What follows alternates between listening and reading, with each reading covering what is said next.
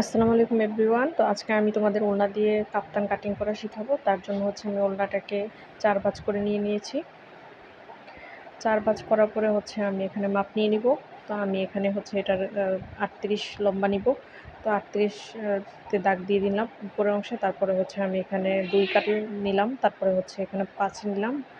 তারপরে এখানে হচ্ছে আর্মহোলের জন্য ৭ নিলাম। নেওয়ার পরে আমি হচ্ছে নিচে একটু সেলাইটা দিব। সেজন্য হচ্ছে আমি এখানে বডিতে দাগ দিয়ে নিলাম ১২ তে। তো যেহেতু এটা ৪ পাট আছে, তো সেহেতু আমি ১২ তে দাগ দিয়ে নিয়েছি। তারপরে হচ্ছে অপর পাশেও হচ্ছে আমি এভাবে দাগ দিয়ে নিয়েছি। তো এভাবে হচ্ছে করার পর আমি হচ্ছে মাঝখানে একটা দাগ দিয়ে নিব। এখানে হচ্ছে এলাস্টিক অ্যাটাচ করবো বা চাইলে ফিতাও তোমরা অ্যাটাচ করতে পারো। সেই জন্য মাঝখানে দাগটা দাও, তারপর ওপেন করে হচ্ছে আবার দাগটা দিয়ে নিব। তো এভাবে এটাকে আমি ওপেন করে নিব। তো ৪ ভাঁজ থেকে এখন ২ ভাঁজ হয়ে গেল। তো আমি বাকি অংশটা দাগ দিয়ে নিচ্ছি, কারণ এখান থেকে বাড়তি কাপড়টা হচ্ছে আমি সরিয়ে ফেলবো, যেহেতু আমি ৩৮ লম্বা নিব আর এখানে হচ্ছে ৪২ ইঞ্চি পরিমাণ আছে।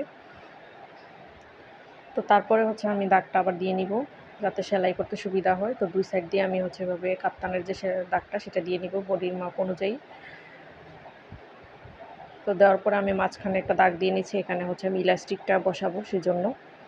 তো তারপরে আমি হচ্ছে কাটিং করে উপরের অংশটা থেকে বাদ দিয়ে দিব, কারণ নিচের অংশে হচ্ছে পাইপেন আছে, সেজন্য আমি এটা ফালাবো না। তো আমি হচ্ছে করে নিয়েছি, নেওয়ার পর মাঝখানে হচ্ছে আমি একটা কাট দিয়ে নিয়েছি, কারণ এখানে গলা বসাবো। তো গলা বসানোর জন্য আমি হচ্ছে বক্রম দিয়ে গলা অ্যাটাচ করব। তো তোমাদেরকে দেখিয়ে দিব। তো আমি হচ্ছে এখানে দাগগুলো, এক্সট্রা যে দাগগুলো ছিল সেগুলো হচ্ছে আমি একটু মুছে নিয়েছি, যাতে সেলাই করার সময় সমস্যা না হয়। তারপরে হচ্ছে আমি এখানে, তোমরা দেখতে পাচ্ছ, এটাকে এভাবে ছড়িয়ে নিয়েছি। তারপর আমি এখানে গলার জন্য হচ্ছে ৩ নিচ্ছি, সামনের গলা যেহেতু একটু বড় হবে। তারপরে হচ্ছে এখানে ৭ ইঞ্চি পরিমাণ আমি নিয়ে নিব। তো ৭ ইঞ্চিতে আমি হচ্ছে দাগ দিয়ে নিলাম। নেওয়ার পর আমি ভি শেপ দিয়ে নিচ্ছি। তো আমি গলা কাটিংয়ের ডিটেলস ভিডিও কিন্তু আমার অন্যান্য ভিডিওগুলোতে দিয়ে রেখেছি, তোমরা চাইলে কিন্তু ভিজিট করে আসতে পারো। তো এখানে হচ্ছে আমি সামনের গলাটাই দেখালাম, পিছনের গলাটাও আমি সেমভাবে ছোট রেখে হচ্ছে কাটিংটা করে নিব। পিছনের গলার ক্ষেত্রে হচ্ছে লম্বা তোমরা চাইলে ৪ নিতে পারো, আর হচ্ছে যে প্রস্থটা আছে ওইটা হচ্ছে তোমরা চাইলে ২ সরি মানে ২ নিতে পারো, ২.৫ এরকম নিতে পারো আর কি।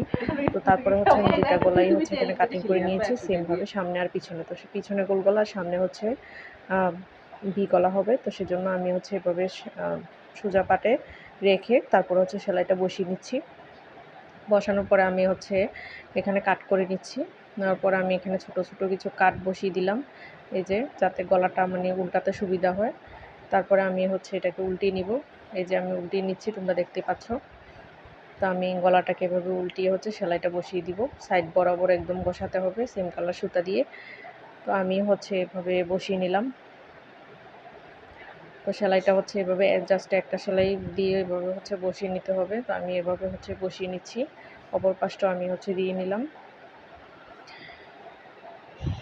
তো দেওয়ার পরে আমি হচ্ছে এটাকে, পিছনের যে অংশটা আছে এটাকে উল্টিয়ে হচ্ছে এখানে একটা সেলাই দিয়ে নিব, মানে ফোল্ড করে। তারপরে হচ্ছে আমি একটা চাপ সেলাই বসিয়ে দিচ্ছি। পিছনের অংশটা হচ্ছে আমি সেলাই করেছি, এটা দেখাইনি, ভিডিও লম্বা হয়ে যাবে সেজন্য। দেন আমি হচ্ছে একটা চাপ সেলাই বসিয়ে দিব। তো ভিডিও ভালো লাগলে অবশ্যই কিন্তু চ্যানেলটাকে তোমরা সাবস্ক্রাইব করবা, আর ভিডিওটাকে লাইক দিবা, আর কমেন্ট অবশ্যই জানাবা কোনো সমস্যা থাকলে। তো এভাবে হচ্ছে আমি সেলাইটা করে নিয়েছি। তো এটা হচ্ছে পিছনের গলাটা, গোল গলাটাও সেমভাবে করে নিয়েছি। তারপর আমি কাঁধের সেলাইটা দিয়ে নিব। কাঁধ দুইটা একসাথে করে আমি হচ্ছে সেলাইটা বসিয়ে নিচ্ছি, যেহেতু আমি হচ্ছে এখানে একটু লম্বাটা কমিয়েছিলাম সেজন্য কাঁধের সেলাইটা দেওয়া। তো এখানে ডাবল সেলাই হবে। তো আমি হচ্ছে ডাবল সেলাই দিয়ে নিচ্ছি। তো কাঁধের ২টা অংশেই আমি এভাবে ডাবল সেলাই দিয়ে নিয়েছি। তো এইভাবে জয়েন করার পর ঠিক দেখতে এমনটা হবে। সামনে হচ্ছে ভি গলা, পিছনে গোল গলা। তারপর আমি ইলাস্টিক নিয়ে নিয়েছি, তোমরা চাইলে চিকন ইলাস্টিক দিতে পারো। যেহেতু আমার কাছে চিকন ইলাস্টিক ছিল না, সেজন্য আমি মোটা ইলাস্টিকটাই হচ্ছে ২ সাইডে সেলাই দিয়ে টান দিয়ে হচ্ছে বসিয়ে দিয়েছি। দেন আমি হচ্ছে সাইডে সেলাইগুলো করছি। তো আমার দাগ বরাবর ৭ ইঞ্চিতে যেখানে মার্কিং করেছিলাম ওইখান থেকে নিচ অংশে হচ্ছে আমি নিচ থেকে ৭ ইঞ্চি থেকে একদম নিচ পর্যন্ত হচ্ছে আমি ৪ ইঞ্চি পরিমাণ ফাঁকা রেখে হচ্ছে আমি সেলাইটা বসিয়ে দিচ্ছি। তোমরা কিন্তু সেমভাবে সেলাইটা বসিয়ে দিবা। তো আমি হচ্ছে সেলাইটা বসিয়ে দিয়েছি। তো আমি কিন্তু ডাবল সেলাই দিয়েছি। তো আমার কিন্তু সেলাইটা কমপ্লিট হয়ে গিয়েছে। তো এভাবে কাপ্তানটা আমি হচ্ছে অপর পাশের সেলাইটাও যেটা দিয়ে নিব। এভাবে 2 সাইডে হচ্ছে সেলাইটা দিয়ে নিব। নিচের অংশে কিন্তু একটু ফাঁকা অবশ্যই রাখতে হবে, না হলে কিন্তু বসতে অসুবিধা হবে। তো সেই নিচের অংশে কিন্তু কামিজের মতো একটু করে ফাড়া রাখতে হবে, সেটা আর বাড়তি করে সেলাই দিতে হবে না। তো সাইড দিয়ে যেহেতু আমার লক করা ছিল সেজন্য সাইডের সেলাইগুলো আমি আর দিইনি, যেহেতু এটা ওড়না ছিল। তো আমি হচ্ছে এটা ডাবল সেলাই দিয়ে দিচ্ছি অপর পাটেও। করার পরে এটা হচ্ছে ফাইনাল লুক।